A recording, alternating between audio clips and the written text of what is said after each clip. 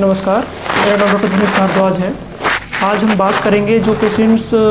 का बाईपास होता है या फिर कुछ स्टेंटिंग होती है, उसके बाद में पेशेंट जो फॉलोअप के लिए आते हैं, क्या क्या टेस्ट उनके लिए ज़रूरी हैं और क्या क्या टेस्ट उनको कराने चाहिए आने से पहले फॉलोअप पे।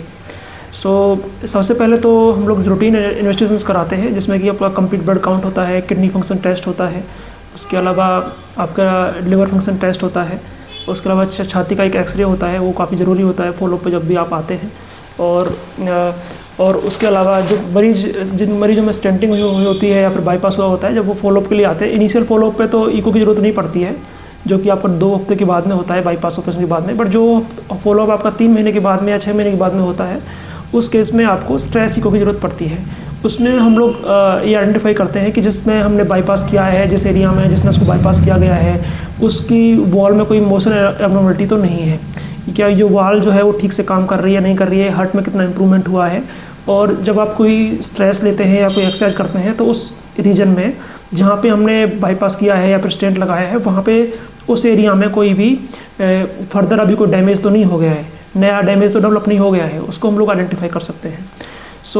उस केसेस में जो फॉलोअप जो होता है हमारा स्ट्रेस इको के द्वारा होता है, उसमें सम केसेस में नॉर्मल इको भी ही कर सकते हैं, पर मोस्ट ऑफ द टाइम हमको स्ट्रेस को भी ज़रूरत पड़ती है फॉलोअप पे, टू आइडेंटिफाई कि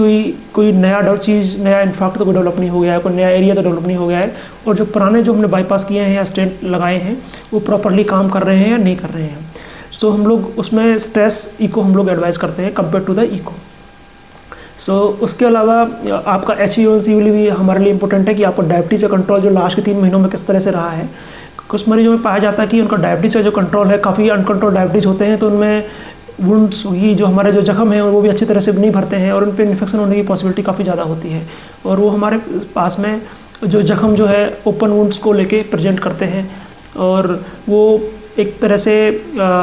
हम नॉर्मली तो सभी मरीजों को बताया जाता है कि आपकी डायबिटीज़ का कंट्रोल अच्छा रखना चाहिए, और वो नेसेसिटी भी है। एक तो आपका जो आगे की जो नसों में जो रुकावट है वो आगे ना बढ़े, बिकॉज डायबिटीज़ एक बहुत बड़ा रिस्क फैक्टर है इस चीज़ के लिए, जैसे कि जो आपकी जो स्टेंटिंग को भी फेलियर में ला सकता है और बाईपास को भी फेलियर में ला सकता है। आपका फर्दर प्रोग्रेशन जो डिसीज़ का है उसको रोकने के लिए आपका डायबिटीज़ का कंट्रोल होना बहुत ज़रूरी है। HbA1c की जांच भी आपको कराना चाहिए। उसके अलावा